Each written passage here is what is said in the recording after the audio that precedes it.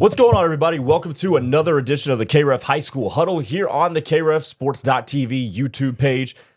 Season's over, but we're still got content coming out for all of y'all. So remember, hit the socials, subscribe, like, follow us on IG, on Twitter, X, and on Facebook as well. And subscribe to this page too, because we're still going to be doing a podcast every single week. We're going to be talking to our players. We're going to recap the season. We've got a lot of fun stuff coming up for you in the next month or so. So make sure that you don't just exit over the summer. Stay tapped in with us here at KrefSports.tv. Coming up on today's show, we're just going to recap our state champions. We had a fun weekend in Jinx for baseball. We had a fun weekend out at Rogers State covering state soccer as well, keeping you updated on those, even though we couldn't air them on our stream. So that's Connor Pasby. I'm Grayson Singleton. As always, let's start here right down the street in Norman, because Norman North had a clean sweep of soccer at state. The boys go down 3-0, as we'll start with them. They go down 3-0 to begin the game against Broken Arrow, and then come back and tie it with 1.8 seconds to go in the game. They win it in PKs. Really fun stuff. Usually you go down 3-0 in a soccer game. That's pretty much the deuces right there. And then they come back, and here we are, Norman North boys state champions. Yeah, Grayson, that's impressive. When you get down 3-0 in soccer, that feels like 10-0 in that sport. Right. But man, Norman North, they came back. Ethan Collar got that PK shot to win it for Norman North. What a night for them. The girls and the boys, they both win. The girls were there to watch the boys win that, so that's a pretty awesome moment for Norman North High School for both teams to win it. First time they've done it since 2014. Let me give you some context to this as well. So Norman North finished last year 6-6. They lost in the first round to Jinx to end the season. During their postseason run this year, they had 2 extra time wins, one in the quarterfinal and then one in the championship over Broken Arrow. And none of their postseason matches were decided by more than 2 goals. And that was the first game against Deer Creek in the first round, where they won 2-0. Everything else was a 1-goal game. So they went through the gauntlet to get to a state championship. Yeah, they had to fight for it, and they got veteran players that have done quite a bit for that program throughout their years, and they just looked really impressive down the stretch in crunch time to be able to pull that off. I think one of the most impressive things about that comeback was the one-timer goal that tied the game at the end of regulation. And how backbreaking was that for Broken Arrow, too? You get the deflection, you think like you might have cleared it, and then all of a sudden, there's a BB just right, like no chance for the keeper on that last goal. It's tough, and that just shows, man, you got to do it for all the minutes. And Norman North, they're able to, when they're down like that, they need a goal desperately late, and they got one. You could feel it coming when they got to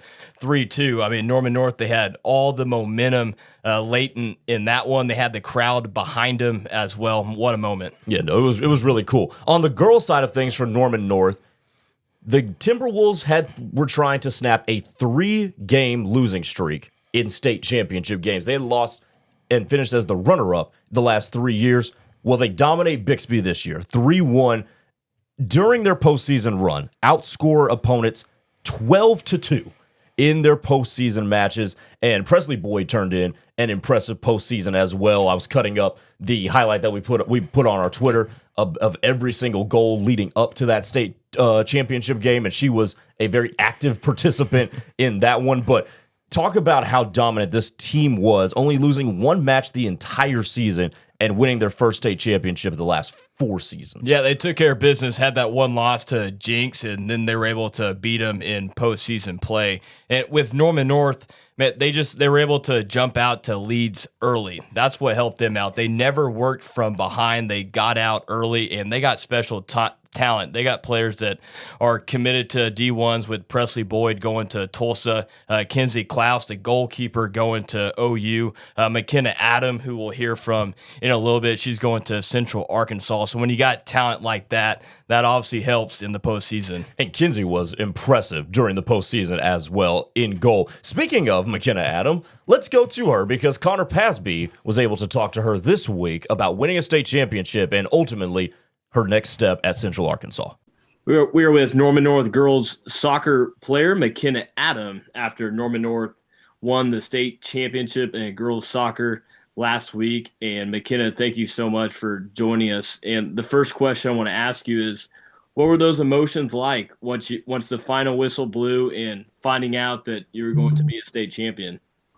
I didn't really feel much until like the last 30 seconds when I realized like there's like no way they could score 2 goals to catch up. But kind of just like relief after all the years and like disbelieving that we finally like won state.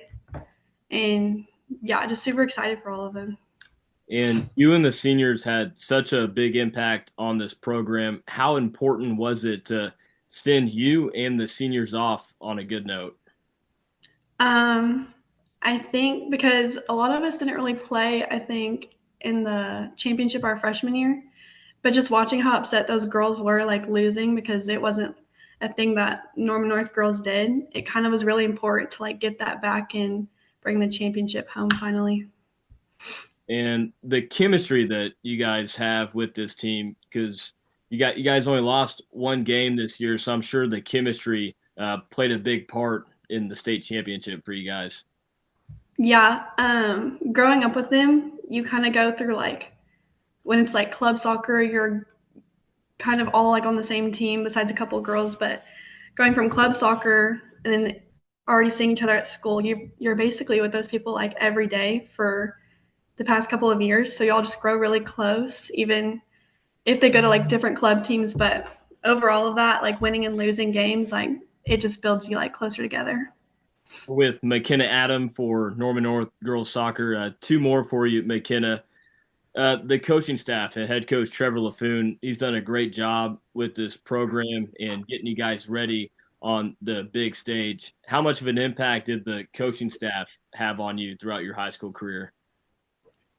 I'd say Trevor is definitely my favorite coach I've ever had. And growing up, going from like academy to like ECNL back to ECRL, you lose your confidence in some spots, but going to high school and seeing like how much of like a standard there is, it just really like builds your confidence, and he always like just pushes you to absolutely play your best and give it your all. So Last one, McKenna, you're going to Central Arkansas. How excited for you, or how excited are you for that? And what stood out with Central Arkansas for your college destination?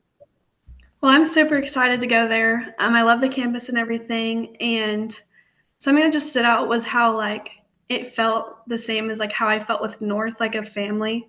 And the coaches are 100% there for you, and they're just all connected and really care about how the players feel. And it just reminded me of like Trevor and the team we already have. So I really like that a lot. That's McKenna Adam with Norman North girls soccer. And McKenna, thank you so much for the time. Thank you. Congratulations to Norman North boys and girls soccer. We had more state champions than just baseball that we teased at the top. Memorial girls and boys tennis took home a state title. So Edmond Memorial, the Bulldogs, sweep both genders in that one. Memorial girls track takes home a state title. Edmond North girls golf takes home a state championship as well. And a special shout out to Norman North freshman Harlow Gregory, who took home an individual golf state championship in her freshman year, which the fact that she can golf that well that early automatically makes her better than me. And you'll be able to see that article in Boy Treat, by the way, with Harlow Gregory. But yeah, I think you're right about that one, Grace. Moving on to baseball. Edmond Santa Fe capped a 36-win season with a state championship. They beat Owasso 10-8 over at One Oak in downtown Tulsa. It was a Brady Morkson 3-run homer that provided the jolt, and Edmond Santa Fe got out to a big lead and then kind of took a step back. But get this from Carson Brumbaugh. In his final game as a Wolf, hitting, he was 3 for 4 with a double, but he came in as the third pitcher that Chris Webb utilized through 3 2/3 innings, struck out 4, walked 2, allowed 2 hits as well. He allowed 2 runs, both of them unearned, but ultimately was able to lock it down for the 2-run win, and Santa Fe gets the state title. That's a bad man, Grayson. Carson Brumbaugh. That is a bad man. Yes, I mean, when we saw all of it at Jinx, I mean, he was just finding barrels all weekend, and to be able to come in like that and throw, I mean, we know how hard he could throw. He's mid-90s, so Edmond Santa Fe when they need a guy to come in to close it out, they're going to go to Carson Brumball with the fastball that he has. But Carson Brumball, his hitting display throughout that whole state tournament was fun to watch, and he's the real deal. Yeah, no doubt. And it's always interesting, and I always think about this when they bring him into pitches, like, okay, well, what happens in the field? Because he's such a plus defender at short. Well, they end up being just fine in that regard. But obviously, when you can induce weak contact like he can and blow it by guys, obviously that works in your favor. We mentioned Brady Morrison with the 3-run home run was the big play of the game in the state title. And I got to catch up with him yesterday about what it felt like winning a state title, his role going into next season as he's going to be one of the few seniors on the team. And he also told me about a weird thing he did to help him prepare for the postseason and the state championship run. Brady, first of all, I want you to take me through the home run in the state championship game. Take me through that whole at bat. And, what did that do for the team that took you guys the rest of the way? Well, man, we kind of had an idea of what Owasso was going to try to do to us pitch by pitch. They scout really well, and so we kind of had a plan as to where they were going to try to pitch us. And I had an idea that he was going to try to go up and in there, and he left the fastball up, and I got my hands to it. And I would like to say that kind of sparked the win, but it was pretty evident quick that they weren't going to go to sleep easy. So, I mean, it gave us a pretty sizable lead, but it wasn't anything that they weren't going to, not come back from. So it helped out, but it wasn't the finishing touches by any means. Yeah, and to that point, they did make a comeback. They made it close as the game continued to go on. How did you guys buckle down and make sure that you guys are still able to come out of there with a win late in those last couple of innings? Faith on a different level. This team had as the game stacked up on top of each other. Like I don't know, there was a point when we hit state where it was like there was just this belief, like as a whole, like we're gonna do this. And I was talking to actually our third baseman, Jorge Balcazar, during the game, and he was like, "Man, we're about to get tested, and we're gonna get tested, and we're gonna get tested." And throughout all of that, it was like, "Man, we're standing firm. We're not gonna leave from our roots. Like we're gonna find a way to win this. We don't know how, but we're gonna find a way." Talking about your teammates, Aiden Allred in the semifinal game against Piedmont, he was a starter last year, didn't start as much this year, and then is called upon and gives you a complete game against Piedmont, man. Talk to me about how impressive that start was in the semis. Man, that's just Allred. That's what he does. He carves dudes up, and I've seen it for 2 years now. He came over from Deer Creek. And just from the jump, man, it was like, who is this dude? And he will surprise you. That's how he gets dudes. He's just the element of surprise. His fastball, it's not 95, but he'll dice you up all day. And I want to say that I was surprised by the fact that he went 2 runs in 7 innings? Yeah. But it's really not a surprise. Like we had full confidence that that's what he was going to go out and do, and he did it. Man. So over the postseason, I want to talk about you. You hit 363 with a home run and 5 driven in. So what clicked for you during this postseason, during those last couple of weekends where you were able to do a lot of damage at the plate? Not a whole lot changed. It was the same approach in the box. I did a little bit of new mental training before we stepped into the playoffs. Worked with some different psychologists and different people like that, and they were helping me out on the mental side of it. But other than that, same routine, same mechanics, everything. Just who said, I think it was Tim Grover, Michael Jordan's trainer, that said, "You don't rise to the occasion, you fall to your lowest level of preparation." So we've been preparing for that for months and months and months, and so it came, and no surprise that we did what we did. But talk to me about that mental side of things, doing the different psychological stuff going into the postseason and going into state. Is there a tangible way that you can see that your performance was elevated because of that? Oh, for sure. I worked with a lady named Drew. She works with a bunch of different professional guys, NFL guys, big league guys, and she does this thing called brain spotting. And it's I'm not smart enough to even fully understand how it works. From my understanding, it opens up the limbic system in your brain, and you can start to recreate new realities in your brain. Like, so for me, I was struggling with some doubt and not even, I guess you could say, some fear going into this playoff season. And I got with this lady, and this is literally over a Zoom call. Like, she started just talking to me, and she was picking my brain apart. And after doing a little bit of work, we did this thing called brain spotting, and it's just 40-minute long session of opening the limbic system and doing a bunch of different things. And by the end of it, I mean, I felt like a completely different person. And it so there's like a legit, tangible way where I didn't think it was possible, like just like that. But that hard of work on the brain that you can see in minutes and hours how it changes. Was that weird for you? It was like a dream, dude. When I tell you, it's like you're inside your body is stationary, but it's like you're floating outside your body, and you're like, what is your vision gets blurry, and it's just it's kind of freaky, but it's cool. Yeah, that sounds pretty scary. I got one more question for you, man. You're now gonna go into your senior year off of a state championship. You're gonna be one of the leaders on this team. I think you and Savion and some of those 2026 guys are gonna be coming back because you guys are gonna lose some senior leadership, man. What do you think the mindset is going to be going into next season as one of the top leaders on the team off of a team that just won a state title?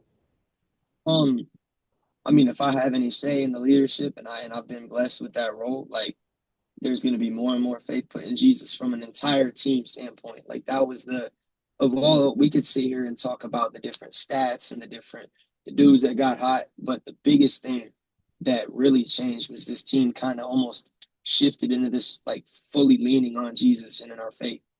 And I think that next year we're just going to step further into that. I think that all the dudes are aware, like, we still got another, like, of the 26 group, like, we still got another year to go do this again. And we were all standing there celebrating, and some of them were like, man, like, don't, like, just wait. We're going to be back. We're going to be back. And obviously there's countless hours of work that have got to get put in before that. There's so much that has to happen. But everybody's got their minds. Well, obviously, we're still living in this moment, but we're looking ahead to that as well. And the only thing that I can promise you is that this team is going to be following Jesus. And other than that, we'll see what comes of it. I lied. I do have one more question. What's the summer gonna look like for you? A lot of traveling, man. I'm leaving Where you June. going? I'm going everywhere, man. I got going down to Palm Beach, Florida, June 5th for a prospect select thing. I don't know where else. I'll be going to Georgia a couple times. I'll go back to Florida. I'll go going to Ohio, going to Omaha, Nebraska for the high school national championship. Shout out Coach Hayden. That'll be on ESPN. Other than that, it'll just be back to back to back to back. A whole lot of flying. No, that's cool, man. Hey, man, look, from the Bible study and the faith stuff, and man, throwing that football for warm-ups, man, you guys were a fun team to cover this year, man. Congratulations on a state championship, and we'll be talking to you soon, bro. Appreciate it, sir. Santa Fe this season was 36-7. That was their most wins since 2011 when they won 42. Now, ironically, they lost to Owasso in the state semifinal that year, but that was their most wins since that year. They also won their final 19 games, their last loss being on April 12th to an Edmond Memorial team that we expected to be in state, but ultimately didn't make it out of its own region, that Edmond North ended up winning. So this whole season, Edmond Santa Fe was one of the two teams that we thought was going to win state at, once we got to this point at the end of the regular season. We picked between Santa Fe and Memorial. What do you think about, final thoughts on that season for Santa Fe baseball? Well, for Edmond Santa Fe, you're right. I mean, later in the year, they were one of the teams that we talked about really the most. Them, Memorial, you can probably mention Stillwater, Choctaw for teams that have a shot. to win it all. But, man, when you got talent like Carson Brumbaugh, Savion Sims, who threw in that first game against Broken Arrow, dominant fashion for Savion Sims. I mean, they just had all the weapons. They have a lineup that can compete with anyone, and they showed that in that state championship game against Owasso, the offense and the runs that they can put up on teams. It was just a special season for Edmond Santa Fe, and they've really been a joy to watch all season long. Yeah, I mean they lacked nowhere. No. They got surprise pitching in game 2 of state from Aiden Allred, who barely started all season. Started last year, but had barely started all season, and all of a sudden throws a complete game. Hitting up and down the lineup, plus defense up and down the lineup, and more than 2 quality pitchers as well. And when you talk about the state tournament, the first 2 games, it's about pitching, but when you make it to the state championship, you can really just toss the pitching to the side. It's just about offense when you get to that stage. I mean, it's about whose offense can play better, and Edmond Santa Fe's was able to do that. That game just kept going back and forth between Owasso. So many momentum changes between both those clubs, and Edmond Santa Fe, with the talent that they had, they were able to come through late. Yeah, no doubt. And by the way, another wrinkle in this was that Chris Webb didn't have his number 2 starter, Carson Cooper, because he had a finger injury. So that made that even more of a conundrum for him. But they managed it well and obviously came out champions. Yeah. Well, and going back to that second game, Piedmont's a really good team, but I think a lot of people probably expected Stillwater to get past that first game. Yeah. Expected to see an Edmond Santa Fe versus Stillwater matchup, so maybe that changed things a little bit for the pitching for Edmond Santa Fe. But, yeah, what a season they had. By the way, speaking of Stillwater, shout out to Piedmont for shutting them down. I know. That was incredible. I mean, catcher Lindley, how about the outing that he had against a lineup that's been giving teams problems all year with Ethan Holiday and Brady Holiday as well, who leads off for Stillwater. Yeah, and by the way, Piedmont had a fantastic baseball season as well, 29 wins. So, that'll be a team to watch coming back to next year. All right, that'll do it for this week's edition of the KREF High School Huddle as we round out our high school broadcasting season. Big thanks to all the schools. Big thanks to all the parents and athletes. You guys were fantastic to cover over the course of the last 6 months or so. We look forward to doing it again starting in August. That's Carter Pasby. I'm Grayson Singleton. Stay tuned with us on our social medias, on Instagram, on Twitter, and on Facebook. We'll see you next time. Have a good week, everybody.